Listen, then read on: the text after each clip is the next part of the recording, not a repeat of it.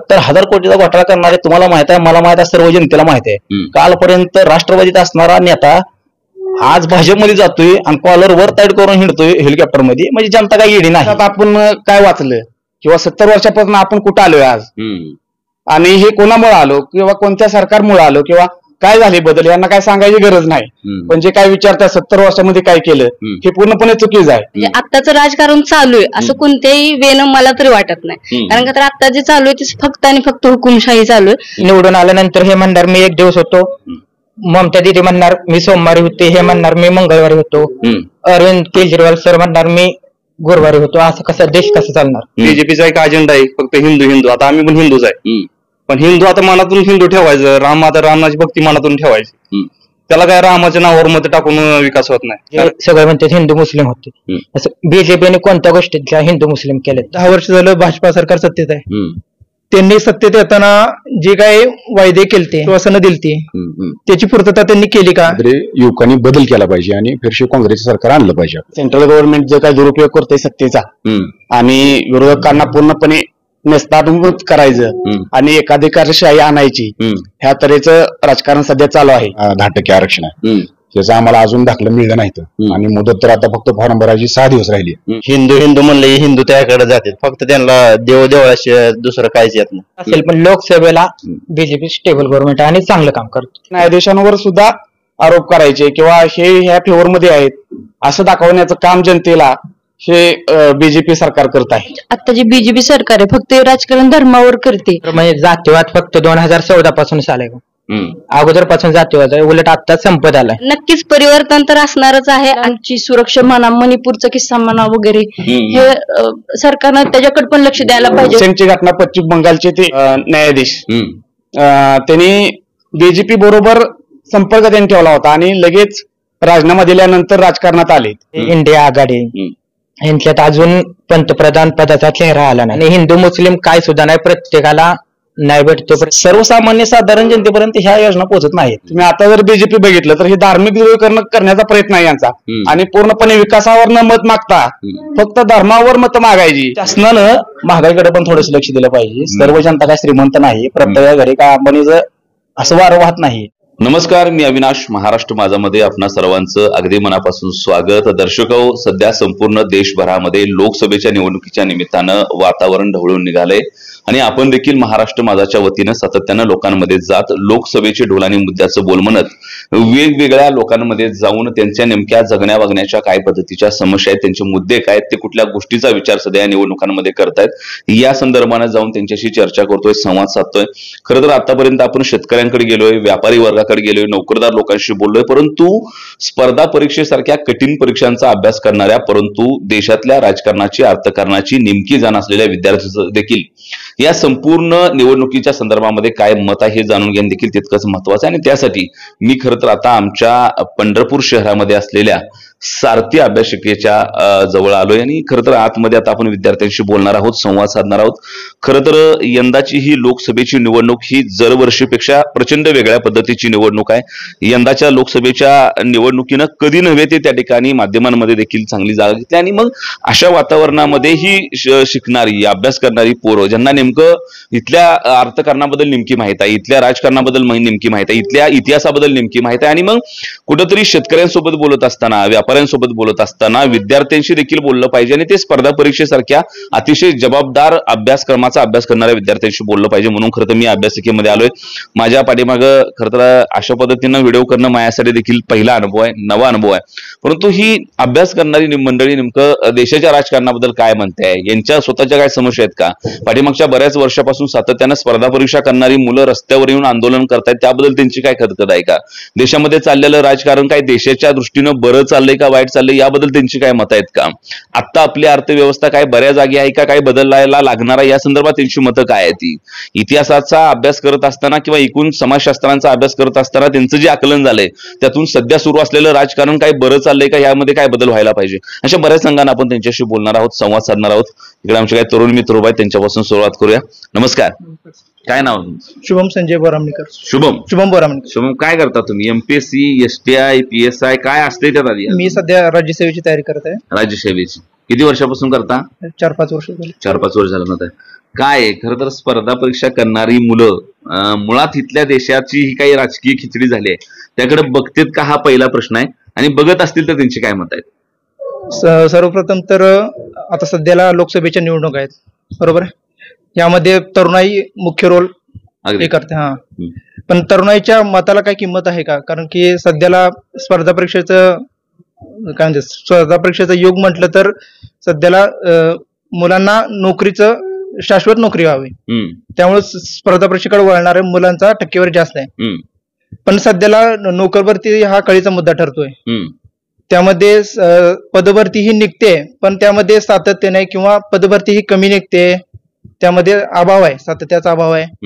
आणि म्हटलं तर त्यामध्ये काय म्हणते निकाल लावण्यात पण दिरंगाई होती आणि त्यामध्ये वर्षानुवर्ष जात आहेत तर निकाल येत नाही. त्यामुळे मग ती अशा वातावरणामध्ये तुम्ही अभ्यास करत असताना जिथे एका बाजूला तुमच्या आयोगाच्याच कामाबद्दल तुमच्या मनामध्ये नाराजी आहे की निकाल लावला जात नाहीये, लवकर होत नाही, उत्तरपत्रिकांमध्ये गोंधळ, प्रश्नपत्रिकांमध्ये गोंधळ, हे सगळं सातत्यानं सुरू असताना या लोकसभांच्या निवडणुकांमध्ये काय बदल झाला तर इथं काहीतरी वातावरण बदललं अशी आशा आहे का? कसं आहे माहिती का सर, आपल्या काय म्हणते त्याला सरकारी नोकऱ्यामध्ये रिक्त जागांचं प्रमाण भरपूर आहे, पण त्या तुलनेत सरकार जागांचं प्रमाण खूप कमी प्रमाणात काढते.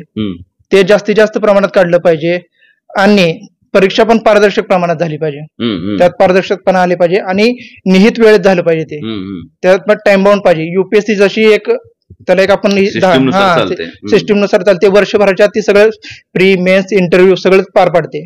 पण एमपीएससी मध्ये थोडंसं दिरंगाई होते. तो मुद्दा जरा एमपीएससीने नजरेखालून घालणं गरजेचं आहे. लोकसभेच्या निमित्तानं काय मत आहे? लोकसभेचं कसं आहे माहितीये का सर, आता सध्याला 10 वर्ष झालं भाजपा सरकार सत्तेत आहे. त्यांनी सत्तेत येताना जे काही वायदे केलते, आश्वासनं दिलती, त्याची पूर्तता त्यांनी केली का याचा खरा मागोवा घेणं गरजेचं आहे. जसं की त्यांनी म्हटले की दरवर्षी आम्ही 2 कोटी नोकऱ्या देऊ, रोजगार देऊ, पण त्याची पूर्तता झाली का हे पण बघणं गरजेचं आहे. आणि त्यांनी म्हणले की भ्रष्टाचार कमी करू, ते पण बघणं गरजेचं आहे. बाकीचे असे असंख्य झालाय असं वाटतंय भ्रष्टाचार कमी काही सुद्धा नाही, मला तर असं वाटत नाही. आणि त्यांनी म्हटलेले की प्रत्येक भ्रष्टाचार आम्ही स्विस बँकेतला पैसा आणू, तो जर पैसा आणला तर प्रत्येकाच्या अकाउंटमध्ये 15 लाख रुपये जातील असं त्यांनी घोषणा केली. पण परत म्हणले निवडणुका जिंकल्यानंतर ते म्हणले की हा तर चुनावी जमला होता. असं करून त्यांनी देशाला एक प्रकारचा धोका दिलाय. नमस्कार. नमस्कार. काय नाव आपलं? माझं नाव ऋषिकेश बेसुळके, पंढरपूर. ऋषिकेश, काय करता तुम्ही? राज्यसेवेचा अभ्यास करतो मी. बरं. काय आता लोकसभेच्या निवडणुका चालू आहे, त्या डेस्कवर बसून इथं अभ्यास करत असताना कधी तिकडे लक्ष असतं का, नसलं तर मनात काय येतं? नाही, नक्कीच असतंच, कारण की राज्यसेवेला आपल्याला भाग 2 ला पक्ष आणि त्याचे धोरण असल्यामुळे तो आपल्याला अभ्यास करावाच लागतो. आणि त्या पद्धतीने आपल्याला त्याचे पक्ष संघटना, त्याची धोरणं, सध्या राजकीय जी आपल्याला अस्थिरता पाहायला मिळते ती खूप म्हणजे अभ्यास करताना वाईट वाटतं की आपण हे कशासाठी करतोय बाबा. म्हणजे हे जे आपण डॉक्टर बाबासाहेबांनी आपल्याला ही घटना एवढी प्रामाणिकपणे कष्ट घेऊन आपल्याला संविधान दिले, या संविधानाचं आपण हे जे आता जे सरकार आहे ते या पद्धतीने त्याचे एक काय विल्हेवाट लावल्याप्रमाणे म्हणजे कारभार करते. म्हणजे कशाचं ताळमेळ नाही, राजकीय अस्थिरता खूप आम्हाला पाहायला मिळते विद्यार्थ्यांना. त्यामुळे विद्यार्थ्यांमध्ये पण एक असं एक घबराटीचं म्हणलं तरी हुकुमशाहीच्या दिशेने सुद्धा वाटचाल असं वातावरण आम्हाला विद्यार्थ्यांमध्ये दिसतं. स्पर्धा परीक्षेसारख्या प्रचंड मॅच्युअर परीक्षांचा अभ्यास करताना पण ही भीती तुम्हाला आहे? काय वाटतं यंदा लोकसभेला काय करेल? तरुण वर्ग, विद्यार्थी कुणासोबत जातील? भारतीय जनता पार्टी सोबत जातील, परिवर्तन करतील, काँग्रेस सोबत जातील, जाताना विचार करतील, काय होईल? नाही, नक्कीच बघा, आता 10 वर्षाचा कारभार पाहताना खूप विद्यार्थ्यांनी, युवकांनी सुद्धा त्यावेळेस त्यांना सपोर्ट केला पाठीमागच्या सरकारला. पण आताच्या आगामीमध्ये कसं की त्यांनी जी धोरणं राबवली ती विद्यार्थ्यांसाठी किती ऍप्लिकेबल होती. आता तुम्ही आपल्या शुभमने सांगितलं की 2 कोटी रोजगार त्यांनी त्यावेळेस सांगितलेलं की देणार, किंवा नोकऱ्यांमध्ये असं एक शुअरिटी त्यांनी देणार होते, पण त्या पद्धतीने कुठं आपल्याला काम दिसलंच नाही ना. आणि विशेष म्हणजे कसं आपल्या राज्य सरकारचे सुद्धा तलाठी भरती झाल्या किंवा अशा विविध स्पर्धा परीक्षा झाल्या, त्याची सुद्धा फी 1000 रुपये सर पर हेड घेतली. आणि डिपार्टमेंट म्हणजे एका समजा सोलापूर जिल्हा परिषद झेडपीच्या परीक्षेला एका डिपार्टमेंट मधले जर 1 फॉर्म भरायचा असेल तर त्याला 1000 रुपये. म्हणजे एका डिपार्टमेंटमध्ये सुद्धा असं प्रत्येक पोस्टला असे 1,000 रुपये फी घेतले, तसं स्टँडर्डायझेस त्यांनी ठेवलं नाही. खरं तर म्हणजे याच्यामध्ये देखील मोठा गफला असल्याचं बोललं जात होतं, कारण स्पर्धा परीक्षांना बसणाऱ्या विद्यार्थ्यांची संख्या लाखोमध्ये आहे आणि एका विद्यार्थ्याकडून 1,000 रुपये अशा हिशोबाने जर पैसे घेतले तर काही कोटी रुपये त्या ठिकाणी आयोग जमा करते आणि त्याचं पुढं काय होतं हे तुम्हालाही माहित नाही आणि माध्यमांपर्यंतही ते कधी आलेलं नाही, अशा पद्धतीचं चित्र आहे. प्रेस कॉन्फरन्स सुद्धा तुम्ही घेत नाही, दिलेला डाटा आता तुमच्याकडेच आहे, कॅमेरा तुमच्याकडे होता, तर तुम्ही काय बोलता की तुम्ही सबूत द्या. आता आम्ही कुठलं सबूत देणार? परीक्षेत मी कुणावर वैयक्तिक टीका करणार नाही, पण तुम्ही सगळं तुमच्याकडे अरेंजमेंट आहे तुमच्याकडे, मग आम्ही विद्यार्थ्यांनी कुठलं तुम्हाला ही द्यायचे? ही समस्या आहे.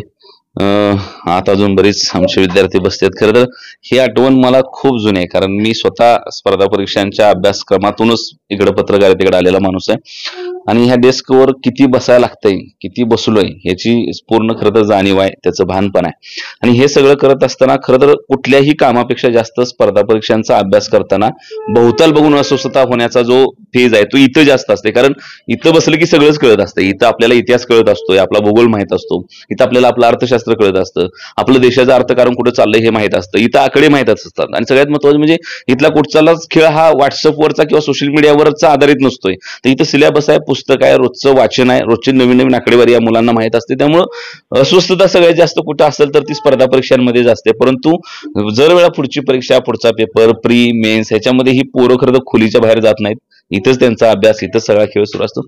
ही हतबलता आहे का? अशी अस्वस्थता असते का? हतबलता आहे सर, पण स्पर्धा परीक्षेचा अभ्यास करताना आपण जागतिक संकटाची धोरणं विचारात घेतली पाहिजे. कारण युनायटेड नेशननी प्रत्येक देशाला सांगितले की जो सरकारी अनुदान आहे सरकारी जॉबवरचा तो कुठेतरी कमी केला पाहिजे. त्या दृष्टीने सरकार पावलं उचलत आहेत. जसे 2014 पासून मोदी गव्हर्नमेंट आलं त्यानुसार सरकारी जागा कमी होत आहेत. ह्यासाठी कुठेतरी आंतरराष्ट्रीय दबावच आणि आंतरराष्ट्रीय बांधिलकीच कुठेतरी ह्या गोष्टी मागे आहे. त्यामुळं ह्या दृष्टीने इथून कुठे जे काही स्पर्धा परीक्षा निघणार आहेत त्यात फक्त सातत्य, क्लिअरिटी ह्या गोष्टी असल्या पाहिजेत. जागा ह्या दैनंदिन आता कमीच होत जाणार आहेत, त्यामुळं क्लिअरिटी फक्त सरकारकडून अपेक्षित आहे. उद्याच्या लोकसभाच्या निवडणुकाकडे कसं बघतोय? ज्या पद्धतीनं 10 वर्षात सेंट्रल गव्हर्नमेंटने काम केले, स्टेबिलिटी दिली आपल्या देशाला, लॉजिस्टिक्स परफॉर्मन्स त्यांचा जो पद्धतीने वाढलाय त्या पद्धतीने ते योग्य आहे सर गव्हर्नमेंट असं मला वाटतं. आणि आपले GDP ग्रोथ असो, लॉजिस्टिक्स खर्च असो, इंटरनॅशनल रिलेशन असो, ह्या सगळ्या गोष्टींमध्ये सरकारने उत्तम कामगिरी केली. सेंट्रल गव्हर्नमेंट स्ट्रॉंग आहे आणि त्या दृष्टिकोनातून ती योग्य आता सध्या पुन्हा संधी दिली पाहिजे. ठीक आहे. 2 पद्धतीची मतं इथल्या इथंच त्या ठिकाणी मुलांची आहेत. त्यांचं मत आहे की जागा निघायला पाहिजे होत्या, जॉब सिक्युरिटी पाहिजे होती, वर्षाच्या वर्षाला तिथं तुम्ही 2 कोटी रोजगार दिला पाहिजे असं म्हणत होता. आणि दुसऱ्या बाजूला तिथंच तो शेजारी मित्र म्हणतोय की आता इंटरनॅशनल पॉलिसी बदलतात या सगळ्याच्या संदर्भातल्या मधल्या आणि सरकारीच्या ऐवजी थोडंसं प्रायव्हेटायझेशन आणि मग त्या अंगाच्या बाकीच्या बऱ्याच गोष्टी घडत आहेत असं त्यांचं मत आहे. इकडे अजून बरीच आमची पोर आहेत. नमस्कार. नमस्कार सर. काय नाव तुमचं? श्रीकांत कांबळे. गाव? फुलचिंचोली. रोज येऊन जाऊन करता का? राहायला आलो मी आता इथे. राहायला. कितवी केलं शिक्षण आणि इकडे आला मग स्पर्धा परीक्षा? स्पर्धा परीक्षा माझं LLB झालेलं आहे. मी दिवाण न्यायाधीश कनिष्ठ तर मेनसाठी तयारी करतो. बरं. अरे वा. मग आता आम्हाला 2 माणसं आहेत, स्पर्धा परीक्षावाला बी आहे आणि वकीलवाला बी आमच्यापाशी. काय उद्या देशाची कशी केस लढवायची पुढची 2024ची? आता जी परिस्थिती बैठली तर सर पूर्णपणे ढासळलेली परिस्थिती आहे.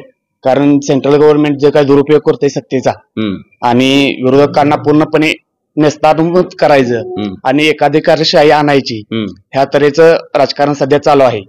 त्यामुळे आता सर्व सुज्ञ नागरिकांनी या येणाऱ्या इलेक्शन मध्ये ह्या सरकारला घरी बसवण्यासाठी विरोधात मतदान केलं पाहिजे असं माझं मत आहे.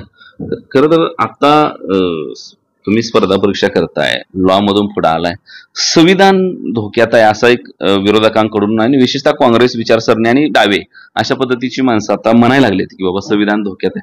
तुम्ही वकिली शिक्षण घेतले, तुम्हाला असं वाटतं की सरकार पातळीवरनं संविधानाच्या बाबतीत काही खोड्या केल्या जातात का आणि भविष्यात त्यांच्याकडून येऊ शकतं का धोक्यामध्ये? निश्चितच सर, कारण आता बघितलं तुम्ही निवडणूक आयुक्ताच्या ज्या नियुक्त्या करायच्या होत्या त्याच्यामध्ये त्यांनी सर्वोच्च न्यायालयाचे सरन्यायाधीश यांना त्या कमिटीमध्ये घेतलेलं नाही.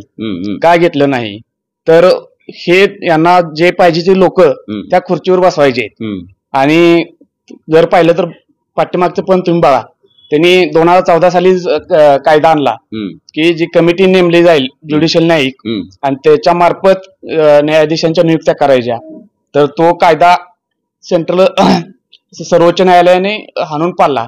आणि तसेच यामध्ये बघितलं तर सर पूर्णपणे ज्युडिशरीमध्ये सुद्धा दबाव आणण्याचं काम हे सेंट्रल गव्हर्नमेंट करते. आता रिसेंटची घटना पश्चिम बंगालचे ते न्यायाधीश त्यांनी बीजेपी बरोबर संपर्क त्यांनी ठेवला होता आणि लगेच राजीनामा दिल्यानंतर राजकारणात आले. हे बघितलं खासदारकीचं तिकीट मिळवलं त्यांनी.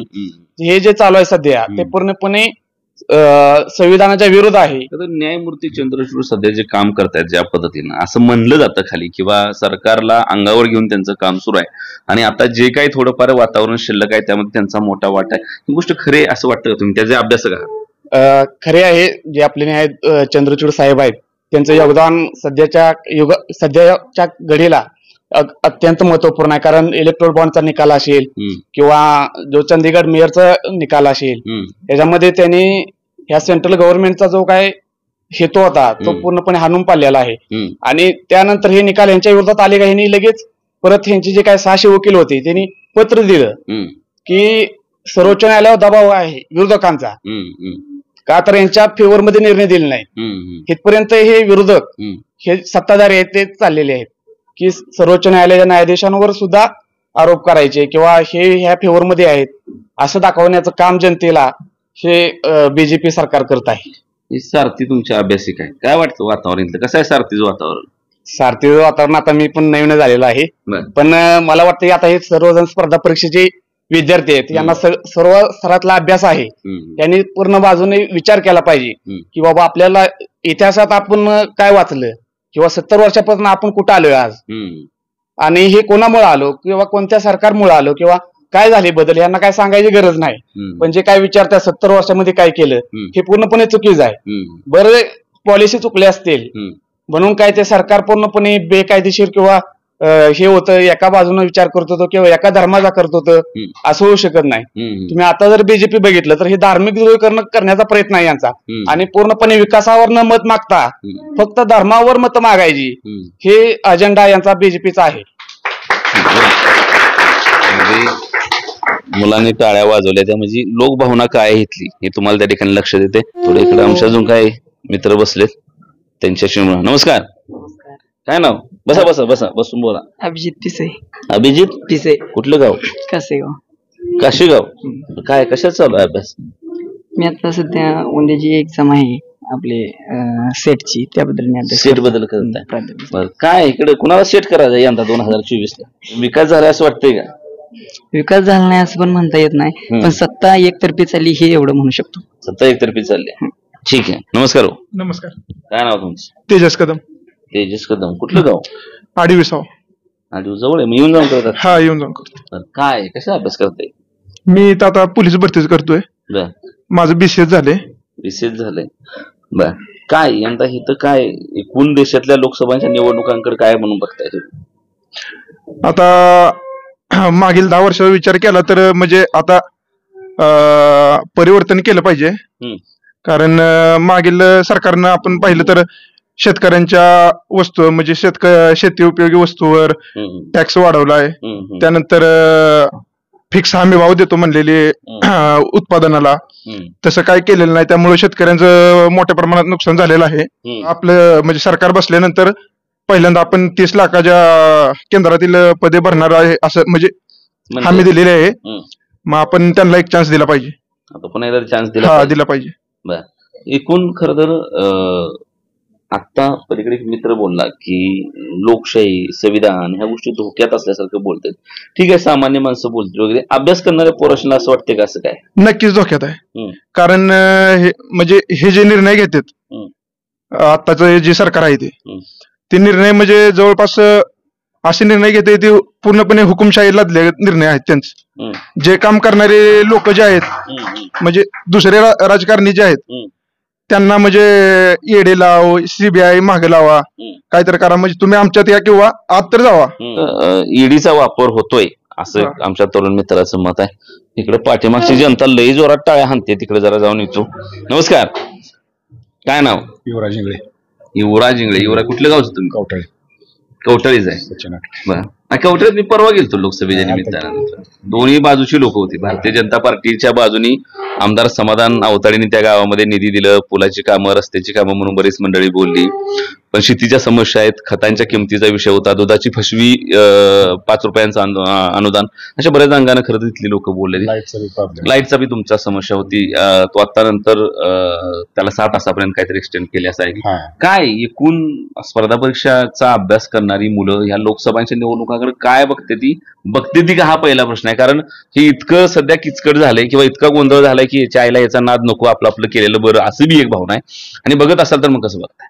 नाही, सध्याची परिस्थिती सांगायची म्हणजे तर सर्व युवक बीजेपीवर नाराज आहे आता सध्याला. म्हणजे भरपूर नाराज आहे. जागा लोकसंख्येनुसार काढतो म्हणली होती आमच्या, म्हणजे पोलीस भरती असो, एमपीएससी असो, लोकसंख्येनुसार पदं भरली जातील, पण तसं काही होत नाही. नवीन सर्वेनुसार आमची पोलीस भरतीची जवळजवळ 27-28 हजार पदं रिक्त आहेत, पण सध्याला काढली त्यांनी 17,000 फक्त.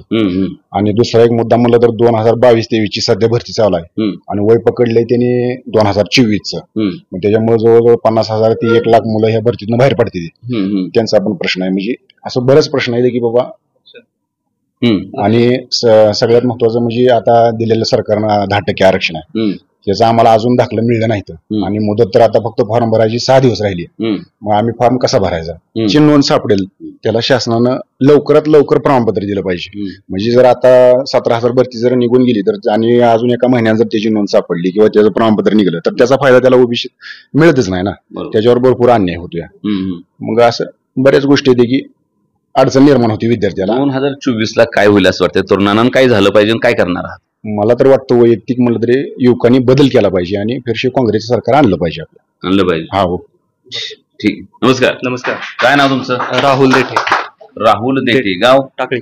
दक्षिण टाकळी. टाकळीकर आहे तुम्ही. काय टाकळीकर, काय टाकळीत वातावरण काय चालू आहे?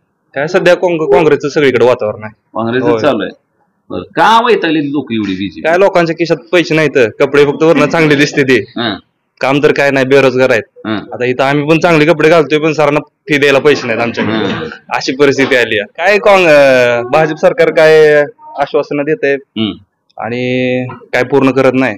10% आरक्षण दिले आता मराठ्यांना, आम्हाला दिले, पण ते 10% आरक्षण कोर्टात काय टिकत नाही. 2019ला कसं झालं, जे आरक्षण दिलं त्यानंतर सरकार बदललं, परत त्यांच्यावर खापर फोडले नाही, आरक्षण काय टिकलं नाही कोर्टामध्ये. आता पण यांनी निवडणुका लक्षात घेऊन आरक्षण दिलंय, पण हे पण काय टिकल का काय नाही सांगता येत नाही. आता आम्ही भरती होईल, भरती झाल्यानंतर परत आम्हाला कोर्टात चक्रा मारावं लागते, त्याशिवाय जॉईनिंग भेटणार नाही. कोर्टच मुख्य आहे ना. त्यामुळे काय आता मागचा इतिहास आहे तसंच होणार आहे पुढे पण. उद्या इथं सोलापुरात देखील आपल्या 2 तरुण चेहरे आहेत, राम सातपुते आणि प्रणिती शिंदे, यांच्याबद्दल काही स्टेटमेंट आहेत का? मनात काय विचार कसं आहे? खरं तर सरकारकडे नाही, आता यांच्याबद्दल पण आहे. प्रणितीताई शिंदेचं काम चांगलंच आहे म्हणाला, कारण त्या आमदार होत्या, चांगलंच काम केलंय. बीजेपीचा एक अजेंडा आहे फक्त हिंदू. आता आम्ही पण हिंदूच आहे, पण हिंदू आता मनातून हिंदू ठेवायचं, आता रामाची भक्ती मनातून ठेवायची. त्याला काय रामाच्या नावावर मत टाकून विकास होत नाही, कारण बीजेपीने काय विकास केला नाही. मागचे 10 वर्ष झालं खासदार, आम्ही पण 2014ला शरद बनसोडे होते बीजेपी, त्यांना मतदान केलं बदल पाहिजे म्हणून काहीतरी, पण काय कामं केली नाहीत त्यांनी. आता खासदार तर काय दिसतच नाहीत. आता जे कोण स्वामी महाराज होते ते तर काय दिसलेच नाहीत, आले पण नाहीत, बघायला पण दिसत. ठीक आहे. आता बरीच अजून पोर आहेत पाठीमाग. काय नाव आहे? अमित चंदन शिवे. अमित चंदन शिवे. काय, कुठलं गाव? टाकळी. टाकळी करा, तू त्याच्या गावचा आहे काय? तुझं बी मत तसंच आहे का? तू भाजपचा आहे? काँग्रेस. काँग्रेस आहे. काय करतो, कसे अभ्यास करतो इथं? पोलीस भरती. पोलीस भरती. यंदा वर सोलापुरात कोणाही भरती करायची? सोलापुरात प्रणितीताई शिंदे. का भाजपवर नाराज आहे? काय म्हणजे हुकुमशाहकडे आता देश वळलेला आहे, हिटलरशाही चालू झालेली आहे आता पूर्णपणे. आम्ही पण 2014ला मतदान केलेलं. मोदी जेव्हा पंढरपूर आले तेव्हा मोदीचे भाषण ऐकायला आम्ही म्हणजे एकदम हे असं काय तर बदल करेल, हे पहिल्यांदा असं झालंय म्हणून. आता हे तर पूर्णच हे करून टाकलं. आता कसं वाटतं भाषण ऐकताना कडे? आता टीव्ही बंद करू वाटते पहिले, लय एकदम फेकाफेकीच चालू आहे. एका तर भाषणात म्हणला राष्ट्रवादी काँग्रेसने 75,000 कोटीचा घोटाळा केलाय. 2 दिवसांनी अजित पवार तयाकडे आला, मग ती कोण जॉब विचारायचा? कधी तर त्यांनी प्रेस कॉन्फरन्स घेतलंय बाबा की असं केलंय तसं केलंय. मी नुसतं भाषणात जाऊन भाईवर बहिणच म्हणतो, काय याच्यावर रोजगार भेटणार आहे का? त्यामुळे बदलच पाहिजे बाबा. आता तलाठीचे पेपर झालं, 30% जर 200 मार्काचा पेपर होता, 215 मेरिट असते कुठं.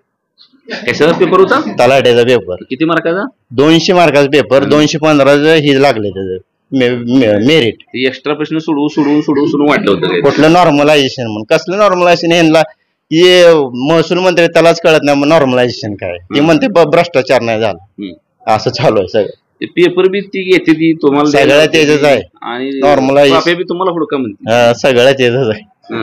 ठीक आहे. नमस्कार हो. नमस्कार. काय नाव तुमचं? नम्रता बनगोसावी. जरा मोठ्यानं बोला की. नम्रता बनगोसावी. कुठलं गाव तुमचं? देगाव. हे आपलं पलीकडे नदी पलीकडचं? देगाव. अभित पाटलांचं गाव. हा. बरं, कशाचा अभ्यास करता तुम्ही? मी युपीएससीचा अभ्यास करते. बरं, आपल्या पंढरपुरात करतात का मुलं युपीएससीचा अभ्यास? हा, करतात की. का पुण्याला वगैरे संख्या असते? संख्या जास्त असते, पण आपल्याला करायची कॅपेबल असल्यावर काही कुठेही गेलं तरी काय अभ्यासाचं आहे. इथं सारथी अभ्यासिकेचं वातावरण कसं आहे, म्हणजे मुलांना अभ्यासाला वगैरे? आताच्या राजकारणासारखं तर अजिबात नाही. सारथी म्हणजे कसं की असं तुम्हाला हे करून घेईल, तुमच्या सोबत म्हणजे समजून घेऊन करू शकतं, असं आहे. चांगले अभ्यासक आहे. हो. बर, काय एकूण देशाच्या राजकारणाबद्दल काय प्रतिक्रिया आहे? मुळात युपीएससी सारख्या अतिशय जबाबदार, जिथं कल्याणकारी योजनांचा राबवणूक करायची जबाबदारी उद्या तुमच्याकडे आहे. शेवटच्या टोकापर्यंत एखादी योजना नेऊन पोहोचवण्याची जबाबदारी तुमच्याकडे आहे. तुम्ही आखलेल्या एखाद्या कामातून तळातल्या एखाद्या माणसाच्या जगण्यामध्ये बदल होईल ही जबाबदारी तुमच्याकडे आहे. इतक्या महत्वाच्या पदांचा अभ्यास करत असताना मुळात या अभ्यासाच्या लोडमधून तिकडं लक्ष असतं का, असलं तर ते काय? एक लोकशाही देशाचा नागरिक म्हणून तिकडे तर लक्ष असायलाच पाहिजे, कारण का तरी ते असलं तरच तुम्ही बाकीच्या गोष्टी शेवटपर्यंत इम्प्लिमेंट करू शकता. सध्याच्या पॉलिसी काय चालू आहेत, त्याच्यामधले फायदे तोटे हे सगळं बघूनच तुम्ही तुमचा स्वतःचा अजेंडा पुढचा ठरवू शकता.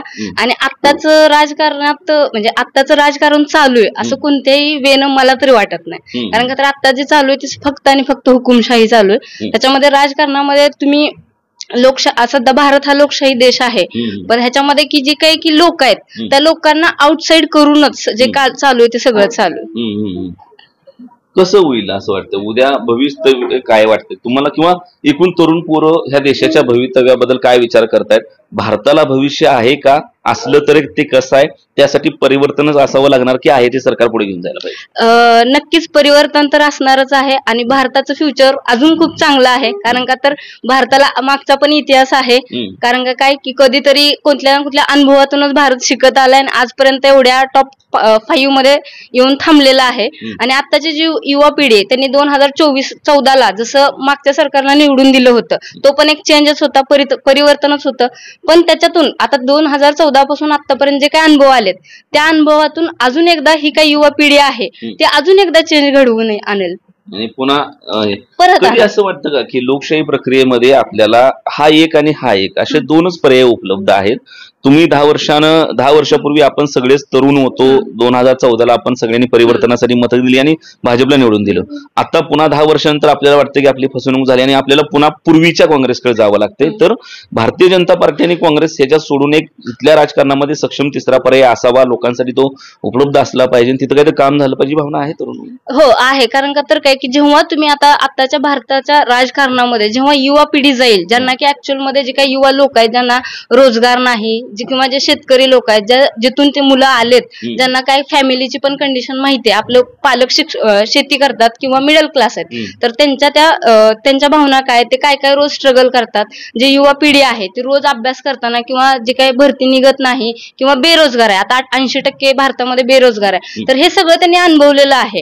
तर याच्यातून जे काही आता युवा पिढीला जर संधी दिली तर हे पुढे जेव्हा भारताचं राजकारण हातात घेतील तेव्हा ते नक्कीच ह्या तळागाळातल्या लोकांपासून त्यांना माहितीये की नेमकं कुठं काय करायचंय किंवा कुठं प्रॉब्लेम आहे, तर तिथून ते सुरुवात करतील. मग युवा पिढीला संधी दिली तर नक्कीच ते परिवर्तन घडवतील. स्पष्ट अशा पद्धतीची भूमिका दीदीने आता मांडले. नमस्कार, मी बघतो. ठीक आहे, नमस्कार. काय नाव तुमचं? गौरी. गाव इथलं? हा, इथलंच.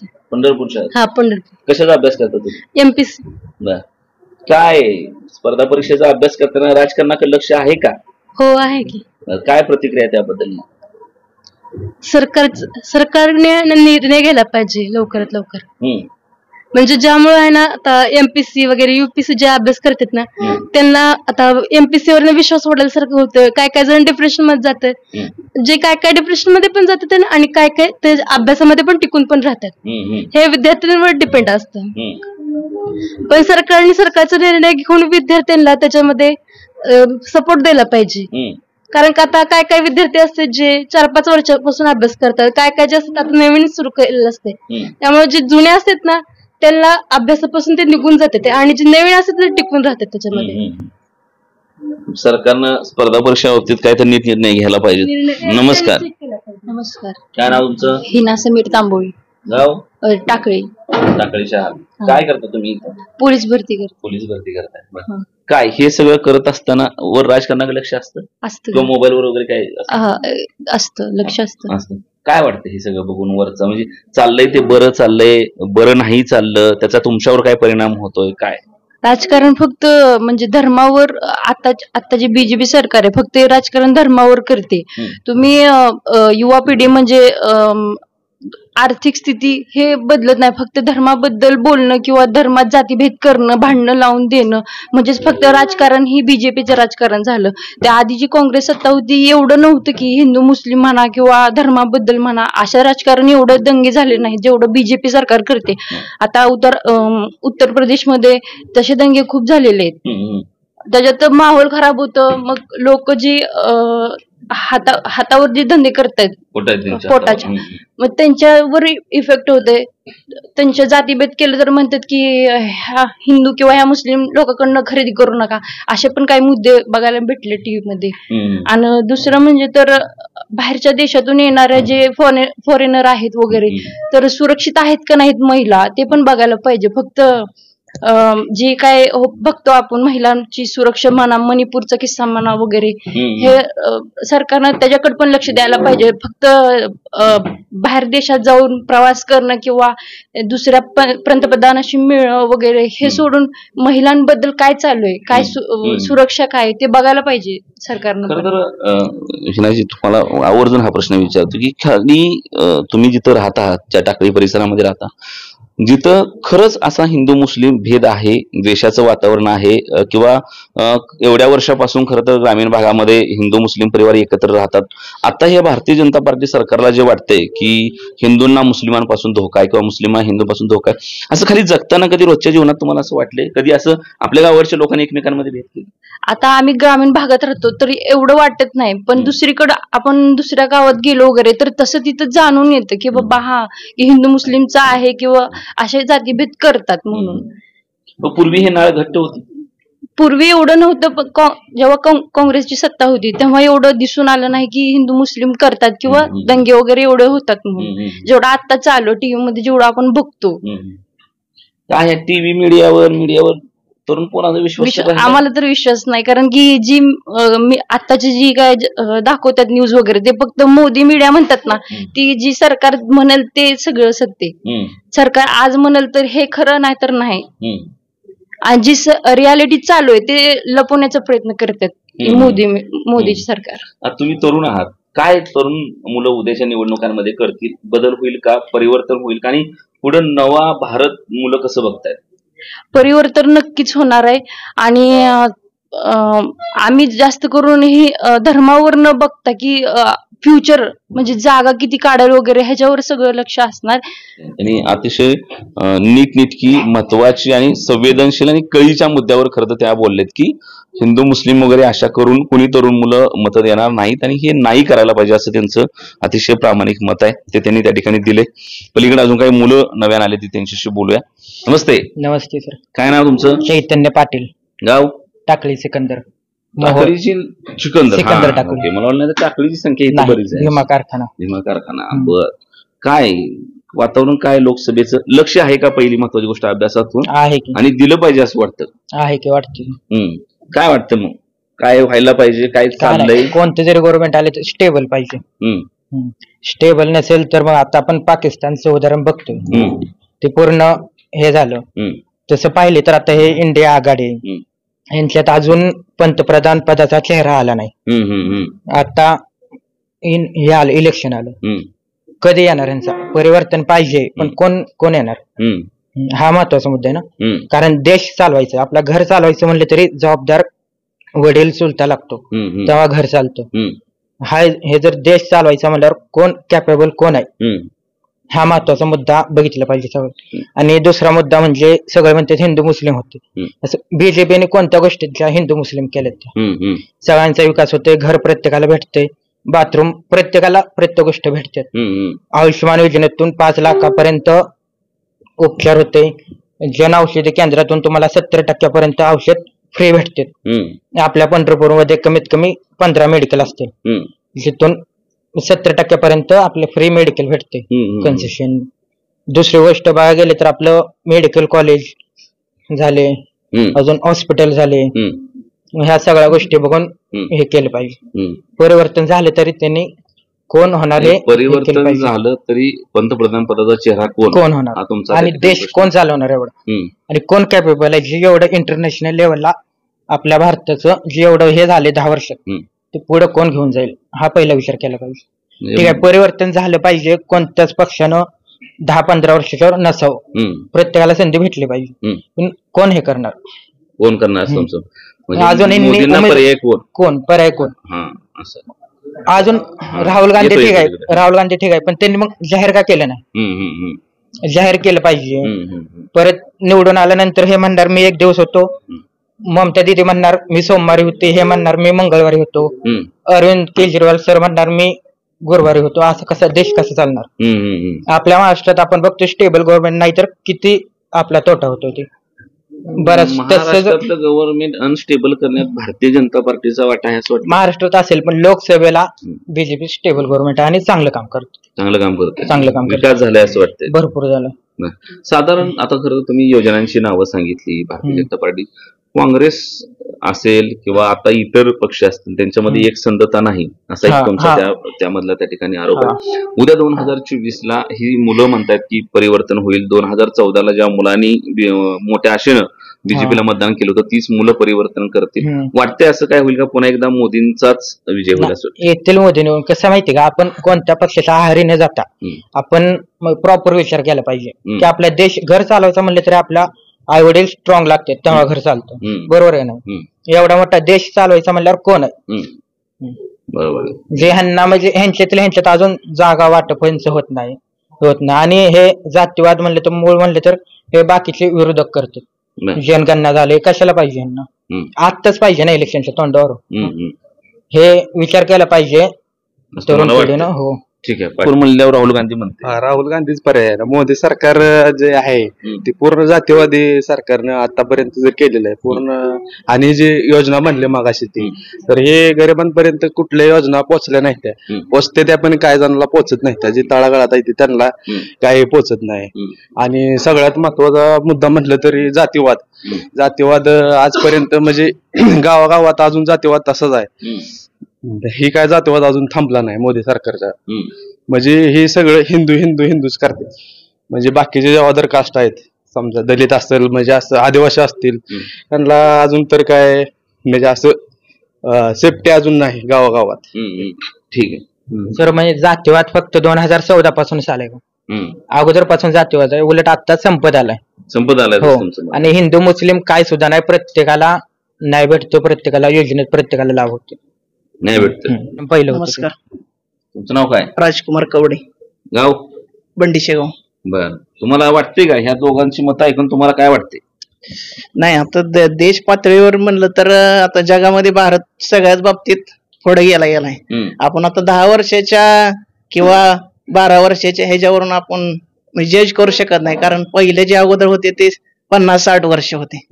मग विकासाला लगेच आपण हे करू शकत नाही की 10 वर्षाचं कम्पॅरिझन 50 वर्षाची.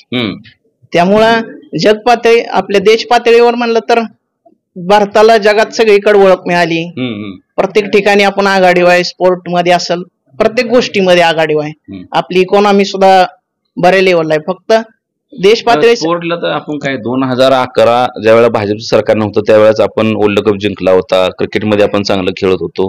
मुळात स्वतंत्र झालो त्याच वेळेला सुई तयार न करणारे आपण होतो. त्यातून काँग्रेस असं म्हणतं की आम्ही सरकारी शाळा पोहोचवली, पोलिओ पोहोचवला, एसटी पोहोचवल्या, रेल्वे पोहोचवली, रस्त्याचं जाळं आखलं, विमानं तोपर्यंत आली होती, IIT आलत्या, IIM आलतं. सगळ्यात महत्वाचं म्हणजे सरकारी संपूर्ण यंत्रणा, पूर्ण सरकारी दवाखाने उभा राहिले होते, सहकारी संस्था आल्या होत्या, दुधाचं मोठं जाळं आलं होतं, हरित क्रांती झाली होती, श्वेत क्रांती झाली होती, सहकारी साखर कारखाने उभा राहिले होते, दूध संस्था उभा राहिल्या होत्या. जर 2014 पर्यंत मोदी सरकार येण्याच्या पूर्वी जर एवढ्या सगळ्या गोष्टी जर इथं उभा राहिल्या असतील, जिथं आपण सुई पण तयार करू शकत नव्हतो, तर तो कारण सुरुवातीचा फेज आहे तो स्ट्रगल करावा लागतो. तुमच्या माझ्या घरी माहित आहे की आपल्या वडिलांना कुटुंब उभा करणं आणि आपण कुटुंब उभा करणं ह्यामध्ये बदल आहे. कारण वडिलांचा संघर्ष हा खूप पायाभूत सुविधा, पोटावरनं संघर्ष असतो. इथं पोट भरायचीच पंचायत. झालो स्वतंत्र तेव्हा कपडे कशी घालाय असते ह्याची मी अक्कल नसलेला देश होता आणि तिथून तो उभा करायचा होता. तुलना म्हणून नाही किंवा कुठल्या सरकारच्या बाजूचं म्हणून नाही, परंतु तरुण पोरं म्हणून कधीतरी पक्षाच्या पलीकडच्या पलीकडे जाऊन स्लॉट म्हणून बघितलंय का? 10 वर्षाचा हा काळ, 10 वर्षात त्या काळ, 10 वर्षापर्यंत इथपर्यंत आलो, इथनं पुढे 10 वर्षामध्ये त्याच्या पुढे देश इथपर्यंत गेला, तर तो 2014च्या पुढे 10 वर्ष गेलाय का अशी प्रामाणिक भावना आहे. आता हे कसं आहे, आता आपण असं सांगू शकत नाही, पण आता 10 वर्षामध्ये आपण आता त्यांनी जी गोष्टी केल्या आहेत ठीक आहे, मागं त्यांनी केलं नाही, पण आणखी आपण त्यांना संधी दिली पाहिजे. हा, भविष्यात आपण बघितलं पाहिजे. म्हणजे आपल्या देशाचं शेवटी कसं आहे, देश पातळीवर नेतृत्व करायला खंबीरच लागतात ना शेवटी. का असं म्हणजे मगाशी पण कोणतं दादा तुम्हीच म्हणलं असं की पर्याय नाही. 100 किती कोटी झालो आपण? 150 कोटी झालो का? 140 कोटी देशामध्ये एका माणसाला पर्याय नाही. इतकं आपली शिक्षण व्यवस्था, इतकं तुमच्यावरचा विश्वास का कमी आहे मला कळत नाही. आमच्यावरचा विश्वास नाही कमी. आम्ही आता लोकसभेच्या निवडणुकीच्या माध्यमातून आम्ही देश पातळीला बघतोय. आता महाराष्ट्र राज्यांचं राजकारणात म्हणलं तर तिथं खूप अस्ताव्यस्त झालेला आहे, पण आम्ही एक देश पातळीचा आपल्या भारताचं नाव किंवा आपला देश जग पातळीवर कसा आहे हे सगळं आपल्याला आता माहितच आहे. सध्या इंटरनेटच्या माध्यमातून आपल्याला रोज समजतच आहे. हे घेऊन आम्ही याचं सांगतोय तुम्हाला. ठीक आहे. नमस्कार. नमस्कार. काय नाव तुमचं? अजय बनसोडे. होळे होळे होळे होळे आमच्या विठ्ठलराव होळकरच्या गावच्या हात तुम्ही. हो. शिकले का त्यांच्यापाशी त्याच्या शाळेत? 10वी पर्यंत माझं शिक्षण त्या शाळेत. काय तुमचं काय मत आहे? लोकसभा आता ही सगळी चर्चा ऐकले, मुली बोलल्या पलीकडे, हे दादा दोन बोलले, माझं मगापासून काहीतरी चालू आहे. काय मत आहे ह्या सगळ्या गोष्टीवर? मुळात निवडणुकांकडे लक्ष असतं का ह्या अभ्यासातून? असलं तर ते कसं आहे? निवडणुकीत लक्ष असतं माझं, पण साधारणतः काँग्रेसचा जे 5 वर्षाचा काळ होता काय ती बघता आणि मागचा जी बीजेपी 2014 नंतर आतापर्यंत जी 15 वर्षाचा काळ आहे, 10 वर्षाचा काळ आहे, त्याच्यामध्ये जी 65 वर्ष माणसं जी शांततेत आणि आपल्या आपल्या मार्गाने जगत होती ती या 10 वर्षा काळात राहिलेलं नाही. मी काय कुठल्या सरकारला ही चांगला किंवा ही वाईट असं म्हणत नाही, परंतु एक निदर्शनात असं येतंय की माणूस जगतोय बरं का. 65 वर्ष पण जगत होता आणि 10 वर्ष पण माणूस जगतोय, पण त्या जगण्याला आता जगण्याला खूप त्रासलेला आहे माणूस. 10 वर्षात जेवढा 65 वर्षात त्रासला नाही एवढा 10 वर्षात त्रासलेला आहे. आणि हा भया म्हणला मग अशी मोदी सरकार योजना काढतंय की सर्वसामान्य साधारण जनतेपर्यंत ह्या योजना पोहोचत नाहीत. आलं लक्षात? केंद्रात येतात, राज्यापर्यंत येतात, राज्यात आणि केंद्रात सगळ्यांचेच अधिकारी आहेत. बरोबर आहे. आज तलाठी सुद्धा 20 रुपये 10 रुपये घेतल्याशिवाय दाखला देत नाही. 65-70 हजार पगार असलेला तलाठी ही शेतकऱ्याला 10 रुपये असल्याशिवाय दाखला देत नाही. ही अशी परिस्थिती आहे. मग ह्याचं जाळं आणि हे सगळं रॅकेट ही भाजप सरकार आहे. बरोबर आहे का? मी असं म्हणत नाही की 65 वर्ष काँग्रेसच्या काळात होत नव्हतं, होत होतं, पण त्या काळात जनता सुखी होती. आणि 10 वर्षात नंतर सर्व जगत आहेत. त्यावेळेस 2014 पर्यंत 350-400 रुपयाला असणारा गॅस आज 1100 रुपयाला गेलेला आहे. रोज आहे मला म्हणते जळण तोड. 65 वर्ष म्हणजे मी ज्यावेळेस जलमलो, मी ज्यावेळेस जळण तोडत होतो त्यावेळेस पण तिचा बोलण्याचा भावना तशीच होती. परंतु आता मला गॅसचं उदाहरण देऊन म्हणते जळण तोड, गॅस माग झालाय. पूर्वी म्हणत होती पण गॅसचं नाव नव्हतं. 350 रुपयाला असून सुद्धा आई गॅसचं नाव घेत नव्हती. आता 10 वर्षा काळात असं झालंय की बाळा गॅस माग झालाय, तुम्हाला जळण तोडून दे अशी परिस्थिती झालेली आहे. आणि तसं बघता पहिले मी ज्यावेळेस गवंड्या हाताखाली कामाला जात होतो तेव्हा 200-150 रुपये हजेरी होती. बरोबर आहे. आता मला साधारणतः आता लिगली मला वाटतं 400 रुपये हजेरी आहे. परंतु त्या 400 रुपयाचं काय येतंय बाजारात गेल्यानंतर हे बघितलं पाहिजे. 200 रुपये मध्ये सुद्धा खुश होती, आता 400 रुपये असून सुद्धा खुश नाहीत. ह्याच्या मागचं एकच रिझन आहे की महागाई वाढलेली आहे खूप. आणि गोरगरीब जनता आहे ना ही मला वाटतं एक 100%तली एक 60-70% लोकसंख्या गरीबाच आहे. बरोबर आहे. मोलमजूर करून खाणारीच आहेत सर्व. त्यांनी जे रोजगार कमवतात, बरोबर आहे, आई कमवती, वडील कमवतो, ही जी पूर्वीच्या काळी जी महागाई नव्हती त्यात कसं होत होतं, प्रपंच भागत होता आणि 4 पैशाचा बाजारातून 2 पैसे आमचे आई वडील मागे ठेवत होते की पुढे भविष्यात काहीतरी अडचणी येईल. पण आता 2 पैसे मंगळवारी जातात आणि बुधवारी ज्याचा वडील तांबाखू खात ते तांबाखूला मागवते, ही अशी परिस्थिती झालेली आहे. 2.5 रुपयाला गायच्या पुढे येत होती, माझा वडील 3 रुपये द्यायचं, मी 8 आण्या गोळ्या खायचो. पण आता 10 रुपये जरी झाले, 10 रुपये जरी दिलं तरी चुन्या डबे आणायला पैसे नसतात, ही परिस्थिती आहे. साधारणतः बोलण्याचं माझं हेतू एकच आहे की शासनानं महागाईकडे पण थोडंसं लक्ष दिलं पाहिजे. सर्व जनता काय श्रीमंत नाही, प्रत्येक घरी काय अंबानीचं असं वारं वाहत नाही. सर्वसाधारण जनता आहे, शेतकरी आहे, शेतकऱ्यांच्या सुद्धा व्यथा जाणून घेतल्या पाहिजेत. अहो जी शेतकरी तुम्हाला सांगतो, कलिंगडी, आता कलिंगडीचा सीझन चालू आहे, मी बघितलेला आहे. माझं भाऊ ड्रायव्हर आहे, ती काय करतं माहिती आहे का, शेतकऱ्याकडून कलिंगडी भरतं गाडीत आणि मार्केटमध्ये आणून ओततं, मांडत नाही, ओततं. आणि ती ओतलेली कलिंगड शेतकऱ्याच्या मालाला काडी मात्र किंमत नाही, अशी घेरे 2 रुपये किलो, 5 रुपये किलो, 2 रुपये किलो, 5 रुपये किलो. आणि तीच कलिंगड मार्केटमध्ये आल्यानंतर ज्या शेतकऱ्यानं बाजारात असं ढिगाऱ्यानं वाचलेलं आहे, तीच शेतकरी ज्यावेळेस मुलीच्या माहेरी जातो, सासरी जातो, त्यावेळेस 2 रुपये किलोचा कलिंगड 70 रुपयाला घेऊन जातो. बरोबर आहे. ही प्रश्न आहे, ही व्यथा आहे, ही मधला गॅप खातो. म्हणजे आता केंद्रापासून राज्यापर्यंत भाजपच आहे. हो, आलं लक्षात तुमच्या. आणि ही कुठंतरी थांबलं पाहिजे असं माझं म्हणणं आहे. ही जी सरकारांची आता जी फोडाफोडी झाली, ती फोडाफोडी बद्दल तरुण पोरांना काय वाटतंय? खरं तर मगाशी कोणतं, मला वाटतं दिदी म्हणाली का कोणतं म्हणालं की भ्रष्टाचाराचा आरोप काल होतोय आणि आज ती मंडळी सगळी सत्तेमध्ये सहभागी होते आणि मांडेला ही सगळी मंडळी बसतात. ही फोडाफोडी तरुण पोरं ह्याच्याकडे कसं बघतात? तरुण पोरं निराश व्हायला लागली का राजकारणाकडे बघून? 100% तरुण पोरांना आज समजतंय. मागच्या काळातली जी लोकसंख्या होती, आपले वडीलधारी माणसं, त्यांना कसं होतं माहिती आहे का, गाव लेवलचा नेता यायचा, त्यांना समजावून सांगायचा की बाबा ही तात्या हे असं नव्हतं, काका हे असं नव्हतं, तसं असं. काका समजून घ्यायचा, काका वाचला नव्हता, काका शिकला नव्हता. आता जी तरुण पिढी आहे सगळी शिकलेली आहेत, हे काकाला पण शिकवतील आणि सांगा येणाऱ्याला पण शिकवतील.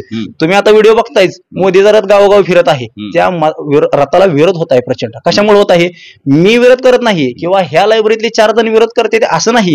ह्या महाराष्ट्रात सर्वत्र भाजपचं वातावरण हे निगेटिव्ह पद्धतीने चाललेलं आहे. ते हा कुठेतरी त्यांनी पण विचार केला पाहिजे. बरोबर आहे का? आता तुम्ही म्हणताय मी 4 जणांचा विकास करतोय, पण लोक म्हणतात माझा विकास नाही. तुम्ही त्यांना विचारलं पाहिजे की बाबा मी एवढा विकास करून सुद्धा तुम्ही माझ्याबद्दल नैराश्याची भावना ह्या कशासाठी? नितीन गडकरी एकटंच रडतंय. ते म्हणतोय मी म्हणजे मी माझ्या राज्यासाठी काहीतरी करू इच्छितो, मी माझ्या राज्याचा विकास करू इच्छितो. नितीन गडकरी सुद्धा यांना काय सांगता येत नाही. आलं लक्षात? आणि यांनी जर भाजप विरोधी जर धोरण स्वीकारलं तर त्यांच्या मागे सुद्धा ईडी लावाय भाजप कमी करणार नाही. 70,000 कोटीचा घोटाळा करणारे तुम्हाला माहित आहे, मला माहित आहे, सर्व जनतेला माहित आहे. कालपर्यंत राष्ट्रवादीत असणारा नेता आज भाजपमध्ये जातोय आणि कॉलर वर ताईट करून हिंडतोय हेलिकॉप्टर मध्ये. म्हणजे जनता काही ईडी नाही. बरोबर आहे. येणाऱ्या काळात या इलेक्शन मध्ये जनता त्यांना त्यांची जागा दाखवून देईल. आणि राहिला प्रश्न म्हणजे तरुण पिढीच्या कडे जास्त लक्ष दिलं पाहिजे. कारण कसं असतं माहित आहे का, घराचा आधारस्तंभ हा वडील असतो, वडील हा पुरुष असतो आणि ही सगळी जी मुलं आहेत ही पुरुष आहेत. उद्या ह्यांचं घर उभा राहणार आहे, मग ही यांच्या घराचा आधार आहे. तुम्हाला सांगतो, गवंड्या हाताखाली जाऊन मी रिक्षा चालवली, मी गवंडे पण काम केलं, माझ्या गावातल्या सगळ्या मुलांना माहिती आहे. माझं काय त्यानं भागनावं, लगीन नसून भागना. उद्या लग्न केल्यानंतर बायका पोरं ह्यांचं कसं भागायचं? त्यासाठी मी सगळं बंद केलंय आणि आता म्हणलं बुद्धीनं स्ट्रॉंग आहे, करण्याची जिद्द आहे, वाचलेलं लक्षात असतं. बघू आता प्रयत्न करतोय, भविष्यात नोकरी लागली सोका समाधानात राहील मी, अशी माझी भावना आहे. शासनानं नोकऱ्या पण काढावं भरपूर आणि तरुण पिढीला सगळ्यात जास्त वर घेण्याचा प्रयत्न करावा. देश जरी म्हातारे चालवत असली तरी त्यांना पण वर पाठवण्याचं कार्य ही तरुण पिढीच करत आहे. त्यामुळे तरुण त्या ठिकाणी पाठवण्याचं काही आपली तरुण पिढीच करत आहे. त्यामुळे तरुणांचा थोडासा विचार करावा. थँक्यू. शेवटच्या 2 प्रतिक्रिया करता येत्या. भाऊनं खरं तर फटाकड्या काढलेल्या त्यांना. नमस्कार. नमस्कार. काय नाव तुमचं? माझं नाव रोहित गायकवाड. गाव करोळे. काय यंदा लोकसभेला काय बघता का, हा पहिला प्रश्न आहे. आणि बघत असेल तर काय वाटतंय? म्हणजे अभ्यास करताना प्रत्येक वेळेस राजकारणाकडे लक्ष जातच. आणि सध्याची जी परिस्थिती चालू आहे, म्हणजे सर्वजण तरुण आहेत आणि सर्वांना ज्या प्रकारे राजकारण आता सध्या देशाला पाहायला मिळते ते एक वेगळाच अनुभव आहे. बाबर सर, खरं तर सगळ्यात पहिलं तुमचा खूप आभार आहे की तुम्ही मला तुमच्या सारथीमधल्या इथल्या सगळ्या मुलांशी बोलायची संधी दिली. खरं तर स्पर्धा परीक्षा करणारी पोर आहे ती, एक तर ही पोरं कोणा आद्या मदत नसते, ती आपला आपला अभ्यास करत बसते ही पोरं. दुसरी महत्वाची गोष्ट, उद्या जाऊन सरकारी पातळीवरच काम करायचं, त्यामुळे तिथे एक बोलण्याचा धोका असतो मुलांना. तरी देखील मुलं अतिशय चांगल्या पद्धतीने व्यक्त झाले ती. त्यामुळे पहिलं तुमचं आभार. आणि सारथीसारखी अभ्यासिका तुम्ही पंढरपूरमध्ये अशा पद्धतीने उपलब्ध करून दिले. चांगलं वातावरण आहे मुलांसाठी, शांत वातावरण आहे, ते खरं तर अतिशय कौतुकास्पद आहे. आणि मग आता पुढे जात असताना खरं तर काय, आता हे मुलांनी सांगितलं त्यांचं की मुलं काय विचार करतात, तुमचं काय चाललेलं असते, लक्ष असतं का ह्या सगळ्या गोष्टीकडे? नसतं तर काय आहे? लक्ष असतं माझं.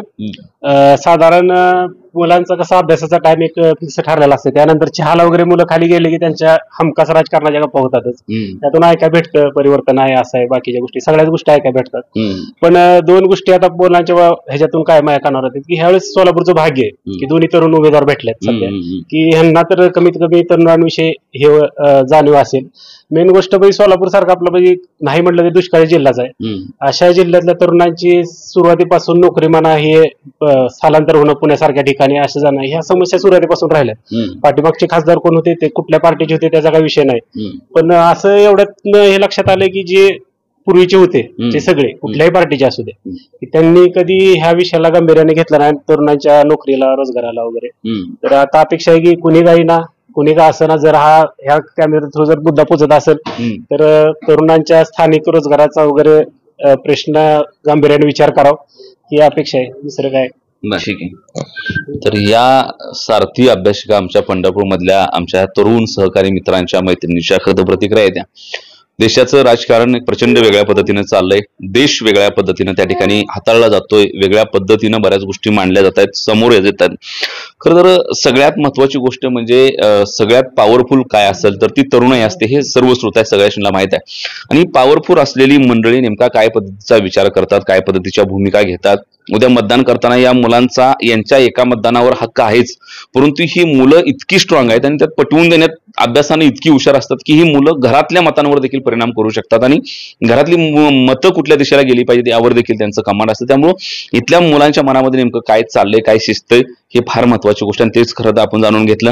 खरं तर दोन्ही बाजूनी मुलं बोलली. काही मुलांनी भारतीय जनता पार्टीचं सरकार चांगलं आहे, इंटरनॅशनल लेवलला आपली कीर्ती वाढते, आपण नाव होतंय, अशा पद्धतीच्या गोष्टी सांगितल्या. आमच्या तरुण मित्रांना सांगितलं की काय वेगवेगळ्या पद्धतीच्या योजना आहेत त्या तळागाळापर्यंत पोहोचते त्या.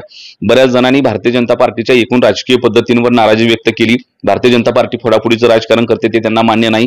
भारतीय जनता पार्टी ही धर्मभेदाचं राजकारण करते असं आमच्या एका दिदीनं आरोप केला, ते तिला मान्य नाहीये. सगळ्यात महत्वाचं म्हणजे भारतीय जनता पार्टीचं सरकार आल्यापासून महागाई वाढल्याचं आमचा तरुण मित्र आत्ताशीच म्हणाला, ते त्याला मान्य नाही. त्याहून महत्वाची गोष्ट म्हणजे भारतीय जनता पार्टीमुळे देशाचं संविधान आणि लोकशाही धोक्यात आल्याची भावना अगदी सुरुवातीच्या टप्प्यामध्येच काही लोकांनी बोलून दाखवली. अशा पद्धतीच्या वेगवेगळ्या प्रतिक्रियातून खरं तर हा संपूर्ण मुलाखत आपली पुढे गेले आणि याच प्रतिक्रिया उद्या प्रत्यक्षात त्या ठिकाणी मतपेटीमध्ये उमटणार आहेत आणि त्यातून निकाल काय असणार आहे ते ठरणार आहे. परंतु निदान देशातली ही तरुणाई विचार करते, हे मात्र स्वागतार्ह आहे. अजून अभ्यासिकेमध्ये भेटलेल्या एकाही मुलानं मी राजकारणाकडे बघत नाही असं म्हणलं नाही, माझ्यासाठी खूप आनंदाची गोष्ट आहे. कारण आज आपण प्रशासनामध्ये काम करत असताना राज्याच्या कल्याणाची संकल्पना मांडणारी लोक असलो तरी त्याच्यावरचं कमांड आणि ते राबवण्यासाठीचं अर्थकारण हे याच राजकीय मंडळीतून त्यांच्या अर्थसंकल्पातून येत असतं. त्यामुळं प्रशासन आणि राजकारण ही तशी खरं तर इथं सरकार चालवतानाची दोन चाक आहेत आणि त्यातलं एक चाक म्हणजे ही प्रशासनातली पोर आहे ती, ज्यांना सरकार काय करते, काय पद्धतीच्या भूमिका मारते, काय निर्णय घेते हे पाहणं फार महत्वाचं आहे. इथं लॉचा अभ्यास करणारा एक तरुण अतिशय चांगल्या पद्धतीनं सुरुवातीलाच व्यक्त झाला. त्यानं इथं लोकशाही धोक्यामध्ये असल्याचं काही निर्णय प्रक्रियेमध्ये कशा पद्धतीनं अविश्वासार्ह गोष्टी केल्या जातात ह्या गोष्टी देखील त्या ठिकाणी बोलाय. त्यामुळं सरकारला ह्या गोष्टीचं भान असलं पाहिजे की गावगाड्यामध्ये बसलेली ही पोरं तुमच्याकडे बघत नाहीत असं नाही, तुमचं जे काय चाललंय ते डोळे झाकून सगळेजण पाहतायत अशी परिस्थिती नाही. अतिशय डोळसपणे सर्वसामान्य कुटुंबातून आलेली ही पोरं या सगळ्या गोष्टी करतात. खरं तर महाराष्ट्र माझावर आपण याच्या अगोदर देखील स्पर्धा परीक्षेमधून उत्तीर्ण झालेल्या अनेक मुला मुलींचे इंटरव्ह्यू केलेत, अनेकांशी बोललोय, संवाद साधलाय, अनेक महिलांच्या मुलाखती आपण विशेषतः त्या ठिकाणी महाराष्ट्र माझावर केल्या. त्या वेळेला त्यांच्या संघर्षाचं कौतुक करत असताना संघर्षाच्या पोटामध्ये पोरं आता काय विचार करते या देखील गोष्टी जाणून घेणं महत्वाचं होतं आणि म्हणून खरं तर मी अभ्यासिकेमध्ये आलो होतो. पंढरपूरच्या ह्या सारथी अभ्यासिकेमधल्या मुलांची प्रतिक्रिया उद्या जर मतदानामध्ये उमटली तर इथं राज्यासहित देशातल्या एकूण राजकीय परिस्थितीचं चित्र काय ते वेगळं असू शकतं असं मात्र पाहायला मिळतंय. कॅमेरामन मुकेश, मी अविनाश, महाराष्ट्र माझा, पंढरपूर.